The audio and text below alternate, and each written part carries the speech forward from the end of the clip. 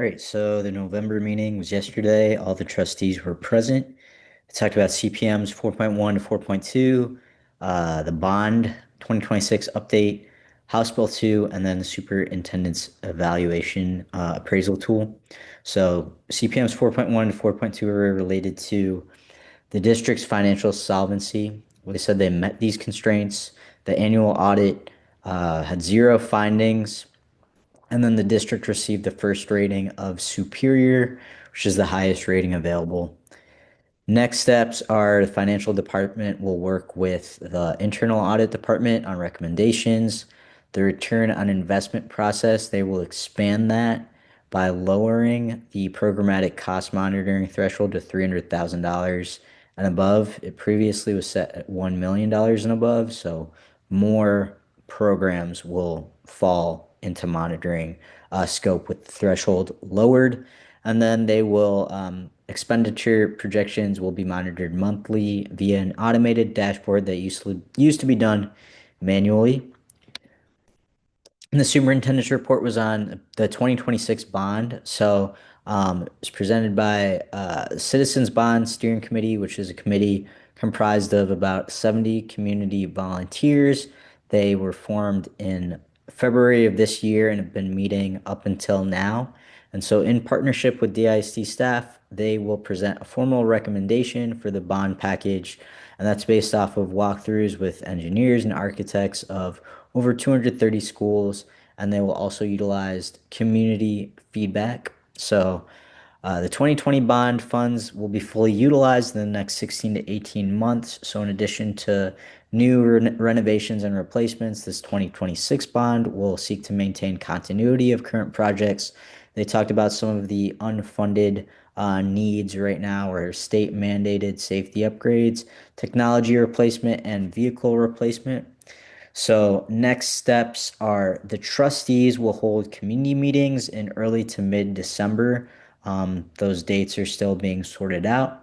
Then the trustees will have a workshop with the steering committee, and then the steering committee will present its formal package for board approval in January. And they are still deciding if this will be on the May election or the November election. And then the community survey is linked at the bottom. It is active currently. And so they did want to talk about the impact of the 2020 bond. So every district building is given a building score based off of the condition of the building and also its ability to meet educational requirements, so like capacity and technology requirements. And so the lower the building score is, that means the building is in a better condition. So on the left is the report from 2020 that shows the distribution of building scores. And then on the right is the new distribution in 2025. So much more scores with much more buildings with many more buildings with a score less than 15%, which is a better score. And then a reduction in buildings with a 45 to 60 percent score, and then a smaller reduction in buildings with an over 60% score. Then they didn't have formal presentations on the next statutory items, but they did discuss House Bill 2. So this is a restriction introduced by the state that prevents school districts from using DOI plans to waive certification requirements for core foundational subjects. So that would be reading, math, science, and social studies. And so human capital management is seeking board approval to request a delay of these restrictions until the 2029-2030 school year.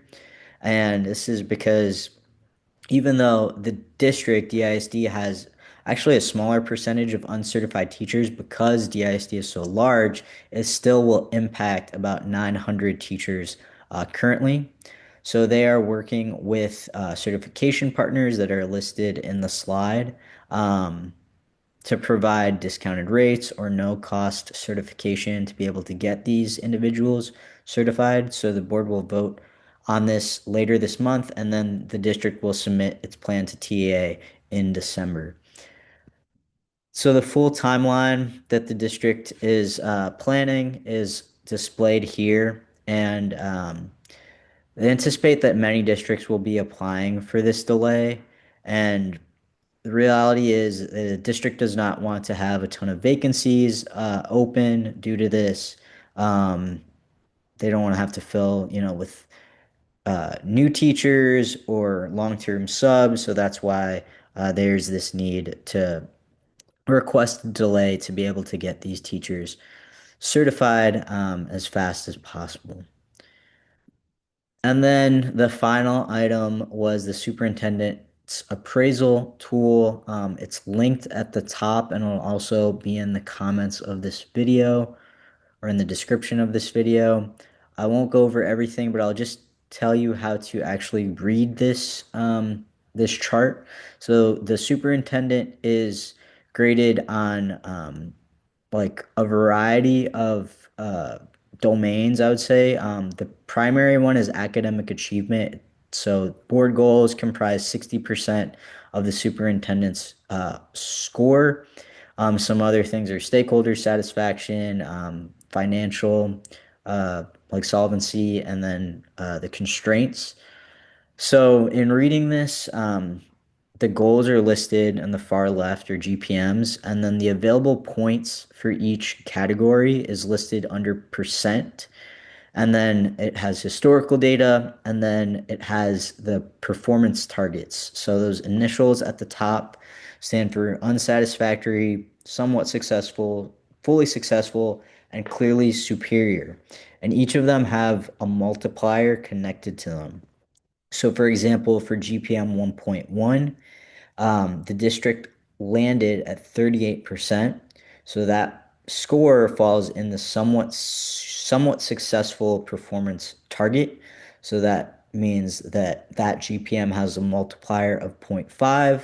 So to get the superintendent's score for that GPM, you multiply the available points, which is 2, by zero point 0.5. So the final score for this GPM is 1.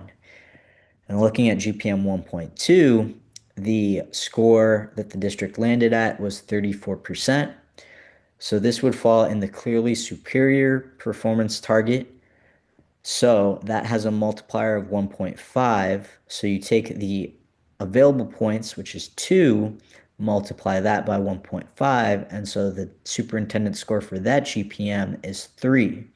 So this is a long-winded way of saying that even though there are 100 like available points, because the clearly superior multiplier is 1.5, the superintendent actually has the opportunity to gain more than 100 points if she has enough GPMs that fall under clearly superior. So the final score is at the bottom. It does not include the Board of Trustees score. That's a confidential score.